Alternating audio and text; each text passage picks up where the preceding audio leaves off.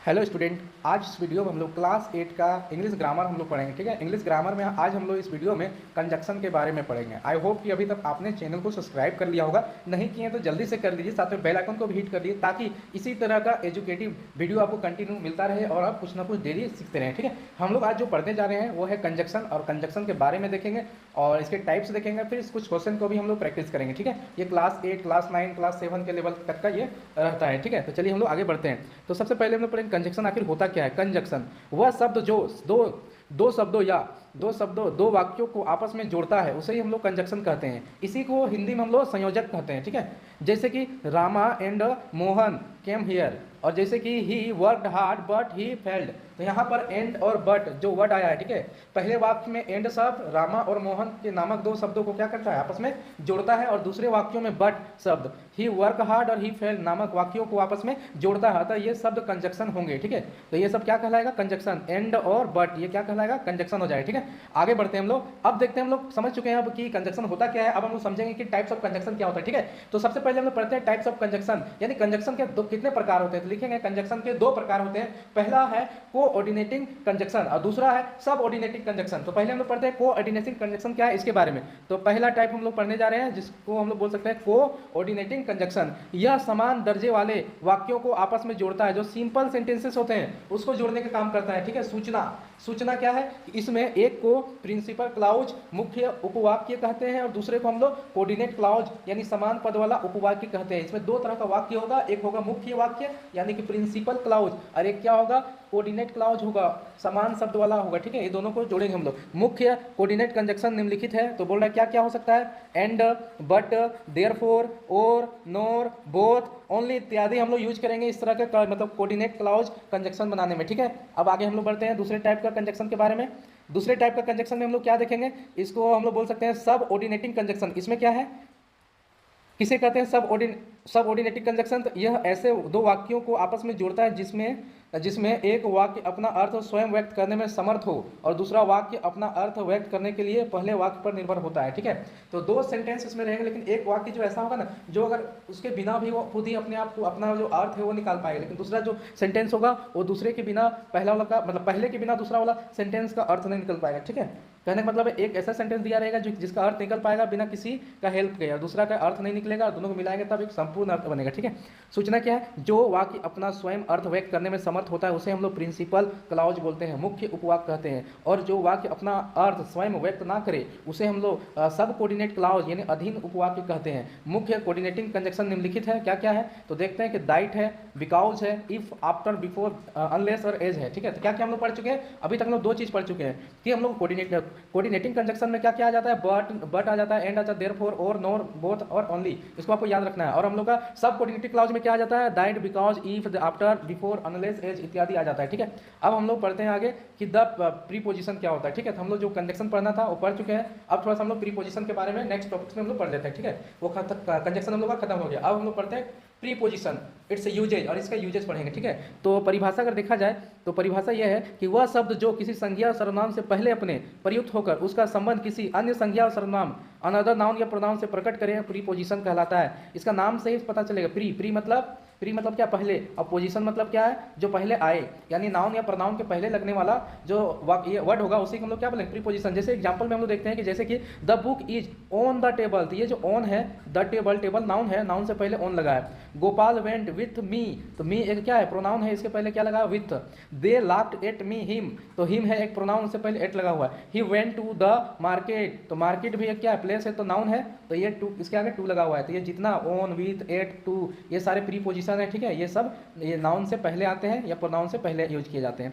पहले उदाहरण में ऑन ऐसा शब्द है जो टेबल नामक संज्ञा से पहले प्रयुक्त हुआ है, उसका संबंध दूसरी संज्ञा बुक से प्रकट करता है। दूसरे उदाहरण में विथ ऐसे शब्द है जो कि मी नामक सर्वनाम के साथ प्रयुक्त हुआ है। वही सब बताया गया जो अभी बता चुके हैं। ठीक है, आगे बढ़ जाते हैं हम लोग। अब देखेंगे निम्नलिखित शब्द प्रीपोजिशन होते हैं, तो प्रीपोजिशन कितने हैं, अगर उनको ढूंढा जाए कि कितने प्रीपोजिशन अभी तक हम लोग जानते हैं या हम लोग कितना यहाँ पर 8 क्लास में यूज करेंगे, तो ये कुछ प्रीपोजिशन आपको हम बता रहे हैं। इन, into, on, upon, from, to, after, with, without, before, over, above, under, behind, off, down, up, through, by, near, at, below, within, across, against, among, संकेत इत्यादि क्रिया के बाद केवल प्रीपोजिशन हो तो वह एडवर्ब का काम करता है। आगे दिया है कि अगर हम लोग देखेंगे यदि क्रिया के बाद में केवल प्रीपोजिशन हो तो उसको हम लोग एडवर्ब बोलेंगे, ठीक है। यानी कि वर्ब रहेगा, उसके बाद सिर्फ क्या रहेगा हम लोग पास में, अगर ये प्रीपोजिशन यूज किया रहेगा तो, और उसके आगे क्या या नाउन या प्रोनाउन उसके बाद नहीं रहेगा तो हम लोग क्या बोल सकते हैं, ये प्रीपोजिशन नहीं है, ये एडवर्ब का काम करेगा। किंतु यदि प्रीपोजिशन के बाद अगर कोई नाउन या प्रोनाउन होता है तो वह प्रीपोजिशन का काम करता है। समझ में आ गया ना।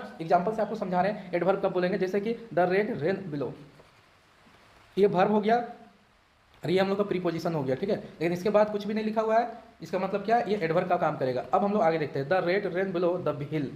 हिल क्या है, एक हम लोग का नाउन है, नाउन से पहले क्या यूज हुआ है, बिलो, यानी कि प्रीपोजिशन का काम करेगा, ठीक है। समझ में आया। ही सीट बिहाइंड, वर्ब के बाद क्या है, बिहाइंड सिर्फ लगा हुआ है, वर्ब के बाद बिहाइंड है, इसके पीछे कुछ भी नहीं है, नाउन प्रोनाउन कुछ नहीं, तो एडवर्ब का काम करेगा। और he sit behind the table, table noun लग गया उसके बाद, तो ये क्या प्रीपोजिशन का काम करेगा। इस तरीके से हम लोग समझ सकते हैं कि एडवर्ब किसको बोलेंगे और प्रीपोजिशन किसको बोलेंगे। प्रीपोजिशन और उनके प्रयोग, तो कुछ प्रीपोजिशन उनके प्रयोग देख लेते हैं। जैसे एट और इन का प्रयोग कहाँ करते हैं। एट छोटे स्थान या बड़े स्थानों के एक भाग के लिए प्रयोग किया, और इन बड़े स्थान बड़े देशों में प्रयोग किया जाए। जैसे वी स्टे एट कसगंज, तो हम लोग कासगंज में रुके थे, ठीक है, छोटा जगह है। सी लिव इन कानपुर, वो कानपुर में रहती है, कानपुर एक बड़ा जगह है। इन और आफ्टर का प्रयोग कहाँ करता है, इन बताता है कि कुछ कार्य कुछ समय में होगा, और आफ्टर से ज्ञात होता है कि कार्य कितने समय बाद होगा। जैसे he will be well in 2 day, वो 3 दिनों 2 दिनों में ठीक हो जाएगी, यानी कि बता रहे कुछ समय बाद वो ठीक हो जाएगी। और इसी को लिखेंगे आई सेल गो आफ्टर 1 आवर, मैं 1 घंटे बाद जाऊंगा, तो कितने समय के बाद होने वाला है काम वो बताता है, ठीक है। आगे है बिहाइंड और आफ्टर, तो बिहाइंड और आफ्टर का यूज हम लोग कहाँ करते हैं, तो बिहाइंड स्थान की ओर संकेत करता है और आफ्टर समय की ओर संकेत करता है। जैसे the house is behind his shop, तो घर जो है ना, उसका घर जो है दुकान के पीछे है, तो ये क्या स्थान को रिप्रेजेंट कर रहा है, बता रहा है। I shall reach home after 2 hour, हम घर 2 घंटे बाद पहुंचेंगे, यानी ये समय को बता रहा है कि अभी घर पहुंचने में 2 घंटा और समय लगेगा। नेक्स्ट है हम लोग पास में प्रीपोजिशन बाय और विथ, तो बाय का प्रयोग काम करने वाले के लिए कर्ता से पूर्व लगाते हैं, और विथ का प्रयोग किसी संयंत्र के साथ मतलब यंत्र से पूर्व होता है। जैसे कि a good song was sung by Madhu, तो मधु के द्वारा एक बहुत सुंदर सा गाना गाया गया, ठीक है। या he killed a snake with stick, तो एक स्टिक लेके उसको क्या किया, स्नेक को मार दिया। तो इस तरीके से हम लोग यूज कर सकते हैं बाय और विथ। नेक्स्ट है इन और इनटू, इन का प्रयोग विश्राम प्रकट करने के लिए किया जाता है, इनटू का प्रयोग गति के लिए किया जाता है। जैसे कि we were in our house, तो हम लोग कहाँ पर हैं, हम लोग अपने घरों में हैं, यानी विश्राम अवस्था में रुके हुए हैं। The fox jump into the well, और ये फॉक्स कहाँ जंप करके चला गया, कुआं में, यानी कि मोशन में है, गति कर रहा है, ठीक है। आगे हम लोग बढ़ेंगे और कुछ और बचा हुआ है हम लोग के पास में, इसको भी कर लेते हैं। बिलो और अंडर का प्रयोग करते हैं, तो बिलो का प्रयोग हम लोग कहाँ करेंगे, अंडर का प्रयोग कहाँ करेंगे, तो बिलो किसी स्थान का ज्ञात कराता है, तथा अंडर किसी वस्तु के मतलब किसी के नीचे वस्तु का ज्ञात कराता है। जैसे floor is below the roof, तो एक स्थान बता रहा है कि स्थान कहाँ है, फ्लोर कहाँ है, तो रूफ के नीचे में है ना, छत के नीचे में हम लोग का ये है फ्लोर, यानी कि फर्श। The ball is under the chair, और ये क्या अंडर क्या बताता है, किसी चीज़ के नीचे में, तो एक चेयर है ना, एक चेयर है, इसी के नीचे में क्या है, एक बॉल है, ठीक है, इसके नीचे में क्या है, बड़ा सा बॉल है, तो ये बताया जा रहा है, ठीक है। इस तरीके से हम लोग यूज कर सकते हैं। नेक्स्ट है बिफोर और विथिन का प्रयोग कहाँ करते हैं। बिफोर का प्रयोग समय को संकेत करने के लिए किया जाता है, और विथिन अवधि के भीतर के लिए। जैसे आई सेल गो देयर, मैं वहाँ जाऊँगा बिफोर जुलाई 30, यानी कि 30 जुलाई से पहले ही मैं चला जाऊँगा। I shall go there within a month, हाँ I shall go there within a month, मैं 1 महीने के अंदर ही चला जाऊँगा, ठीक है। तो ये इस तरीके से हम लोग यूज कर सकते हैं दोनों ही प्रीपोजिशन का। और बिसाइड और बिसाइड्स का क्या होता है, बहुत छोटा सा अंतर है, बिसाइड और बिसाइड्स। बिसाइड का प्रयोग निकट के लिए किया जाता है, बिसाइड्स का प्रयोग अतिरिक्त के लिए किया जाता है। ऐसा लग जाएगा तो अतिरिक्त चीज़ों को दिखाने के लिए बिसाइड्स यूज करेंगे।